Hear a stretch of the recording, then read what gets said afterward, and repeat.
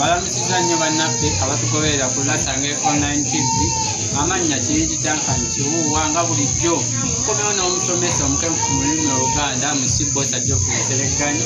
kawonawo wammwe Ssengule 2.2 owa Radio Simba.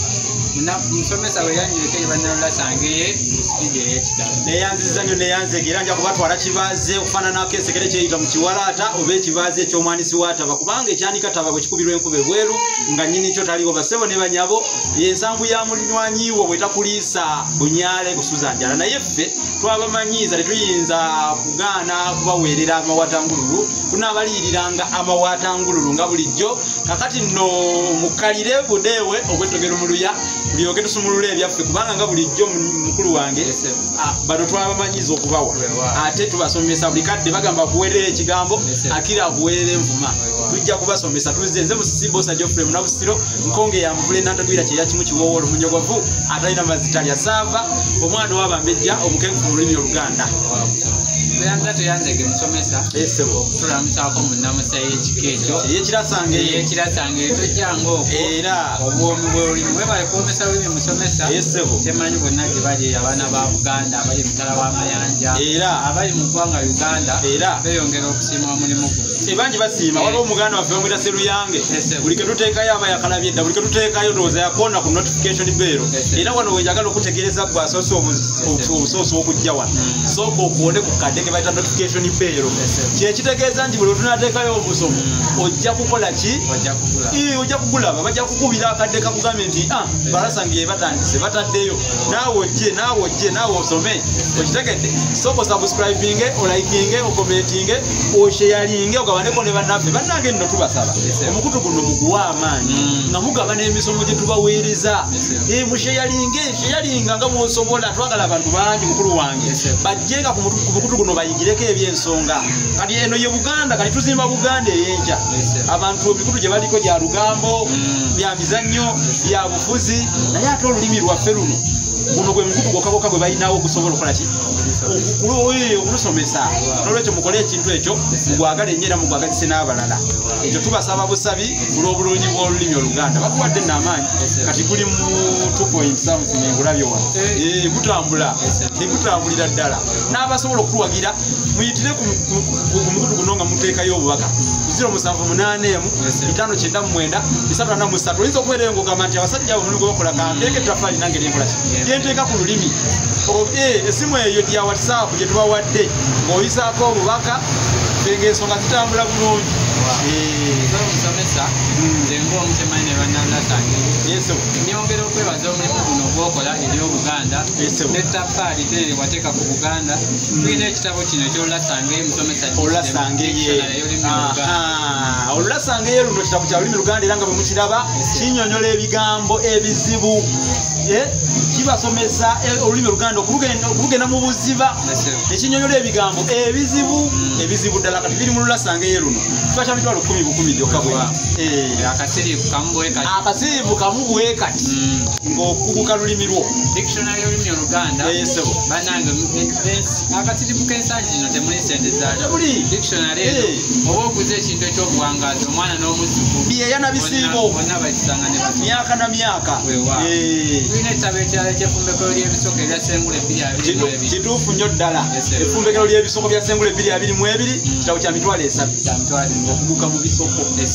kigule nakyo tulina olulimi Oluganda n'ebigunjiddwa ku mulembe guno omuteri kituufu nnyo olulimi Oluganda n'ebigunjiddwa ku mulembe omuteri nakyo kya mitwalo 3 yokka olwekyo byonna tubikulaga wano bigulire abaana bo basomesa mubigule mubiteeke mu library z'essomero amasomero mubiteekemu mu library ebitabo bino tulina ekitabo ekirala ekyabasekabaka b'ensi muwawa ne basekabaka b'ensi muwawa kiikyo nawe kijja kinyonnyola ebyafaayo bya Buganda ey'edda otegeere era obe kya mitwalo 3 ku 0785599 343 okuka olulimi Oluganda. Musomesa weba nnyo webayire ddala ettaffaali ly'otadde ku Buganda weewaawo eri abaana eri ffenna abaana ba Buganda yonna gye muli mazima ddala Buganda bannange yonna gye muli muwagira olulimi Oluganda omusomesa ali eno atoba n'ebintu bino era kyebolanga nti buli omwami mumbagira ye kyosobola kyonna oteekayo bwoba oli eyo ng'oli mwana wa Buganda ng'oba oli bweru wa ggwanga oba batogaana kuwagira bali ku butaka wano nga balwanirira olulimi ne bwoba oli wano ku butaka era tekikugaana kuluwagira oyita ku 0785599 ensonga ne zitambulira ddala kinnawadda ng'owagira kubanga butakula omugogo otakula bugwe era tujja kubeebaza mwenna mu ngeri zaffe.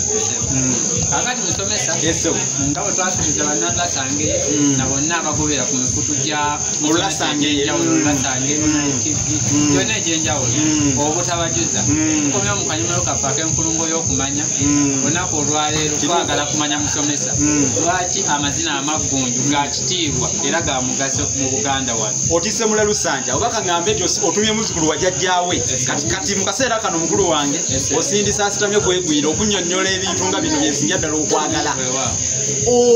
amazina amaggunju ekigafuula ag'ekitiibwa bwe kuba nti nno gaavumbula enjole ya Kabaka Nakibinge. Kabaka Nakibinge bwe yaseera yagwa mu bunnya naye ebiri ebintu bibiri ebyavumbula enjole waliko amazina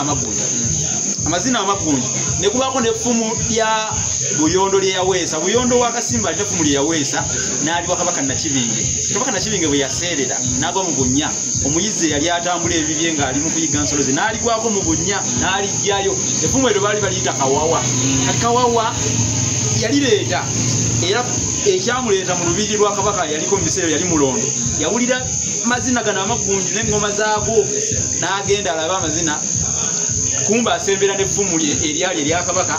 bwe baatulula bati okwetegereza n'okunoonyereza ennyo tujja kubanyumiza olugero olwali awo kuba bamusiba n'okumusiba bamuteeka mu nvuba ye kubanga yalina effumu ery'omuntu gwe baali bamanyire ddala Kabaka omulamba ate effumu ono alina bayinza n'okugamba oba ye yamutta kuba Kabaka yafa n'abulako n'effiire bagyewuunya nnyo naye Kabaka Mulondo bwe yali obwakabaka amazina gano yagatongoza amaggunju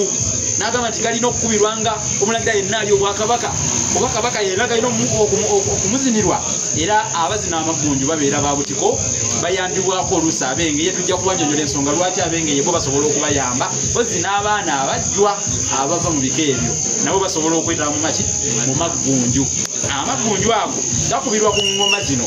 Kawuugulu n'endala bagiyita Kasajja ewabaawo entono bbiri ze bayita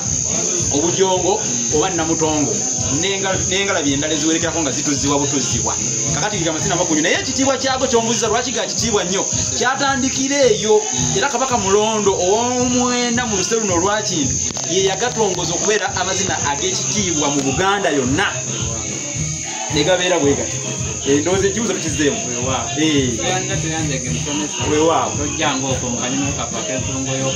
era abantu bategeeze nti ku NTV buli lwasande babeerengako balabe akanyomero ke tuyita kuno kwe kwaffe